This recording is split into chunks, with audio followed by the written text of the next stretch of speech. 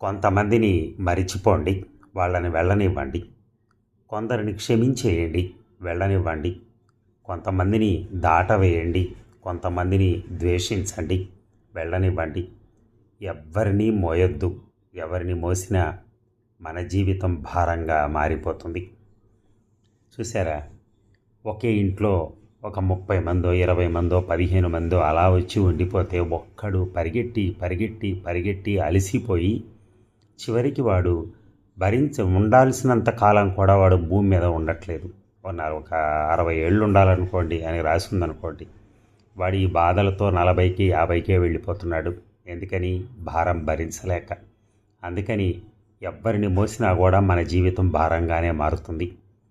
దానికని మనం ఎవరి పని వాళ్ళు ప్రశాంతంగా పనిచేసుకోవాలి. చిన్నప్పటి నుంచే నేర్పాలి. అది ఫ్యామిలీ అంతా ఏదో ఒక పని చేయాలి. అప్పుడు